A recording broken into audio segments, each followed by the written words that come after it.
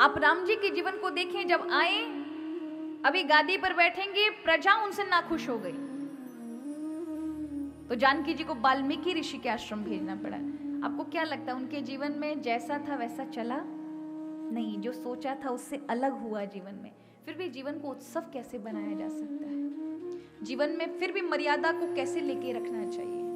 फिर भी जीवन में धर्म को कैसे धारण करना चाहिए? इतनी सब चीजें आपके बिल्कुल विपरीत खड़ी हों, तब भी व्यक्ति कैसे धर्म को ही लेकर चले, वो राम जी का जीवन है। भगवान कृष्ण के जीवन में उल्टा है महाराज।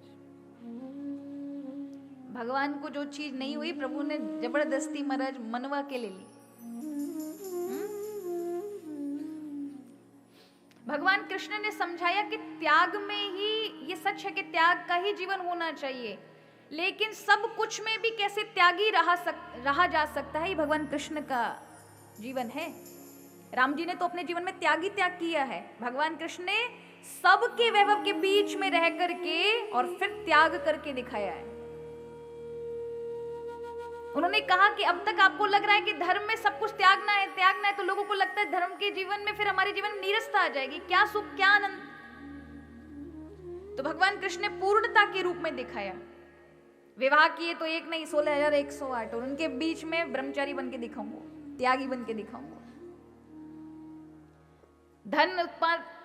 धनवान बने तो इतने के सोने की नगरी, बाकी बीच में बैठ के अनासक्त भाव कि जब प्रभु लीला का विराम कर रहे थे तो किसी के ऊपर प्रॉपर्टी लिख के नहीं गए कि भैया अगला जो मेरा वारिश बनेगा वो ये वाला पोता बनेगा। नहीं, कहा 7 दिन के अंदर सब निकल जाना, समुद्र डुबा देगा। किसी को नहीं कहा मेरे बाद भगवान ये बनेगा, जो भी है सब छोड़ दो। अनाशक्ति। अरे भगवान गीता में सब मर रहे थे तभी उनको ज्ञान समझ आ रहा था और अर्जुन को सिखा रहे थे, ऐसी बात नहीं थी। खुद का परिवार जब मर रहा था तब भी भगवान नारद उद्धव जैसों को उपदेशित कर रहे थे। किस तरह से ऐसे क्षणों में दिखाया, सब में रहने के बाद भी विरक्तता कैसे आपके जीवन में आ सकती। कुछ छोड़ने की आवश्यकता नहीं है, आपको बाहर से काम नहीं करना है, भीतर से करना है। इसलिए हमारे यहाँ लक्ष्मी को बुरा नहीं माना गया है। लक्ष्मी को आप ऐसे अपमानित नहीं किया करो। हम क्या मानते हैं, हम उल्टी सोच रखते हैं, उसमें हमारी भी बुराई नहीं है। बहुत सारे धर्मों का हमारे ऊपर इतना प्रभाव आया है हजारों वर्षों से कि हमने सभी चीजों को अपने अंदर जोड़ लिया है। हमारे किसी भी भगवान के मंदिर में कभी आपको देखा है कि विरक्त रूप में खड़े हों? देखा है कभी मंदिर में भगवान एकदम विरक्त, सब चीजों को छोड़ के? अरे आपको सजे धजे दिखेंगे भगवान, हीरा जवाहरात और मोर मुकुट, ये सब बढ़िया आभूषण पहने हुए पत्नी के साथ खड़े होंगे। भगवान शिव के दर्शन कर पूरा परिवार लेके बैठे महाराज, गणपति छोटो बड़ो, कार्तिकेय, सवारी भी है, नंदी, पत्नी भी है। ये बताते समग्रता से जीवन जीव। अगर जीवन में विरक्ति नहीं है तो इसका मतलब नहीं विरक्ति के बिना जीवन का उद्धार नहीं होगा। संसार में रह कर के भी कैसे जीवन जीना चाहिए, ये हमारे स्वयं हमारे भगवान समझाते हैं। जीवन में हर चीज को भोगो लेकिन सब में आगे धर्म रखो, तो यही चीजें आपका उद्धार कर देंगी, धीरे धीरे भगवान की ओर ले जाएंगी। कब आपको पता ही नहीं चलेगा कि आपका मन इतना पवित्र हो गया। किंतु अगर कामना के वशीभूत होकर के भोगोगे, धर्म का त्याग कर दोगे, तो फिर आप फंसोगे, तो आप इसी संसार में कष्ट देख लोगे। नरक से बुरी यातनाएं यही मिलती हैं। वो जो 28 प्रकार के नरक हैं वो कब मिलेंगे आपको, इसका सोच करके मत मरना। इसी जीवन में भगवान दिखा देते हैं।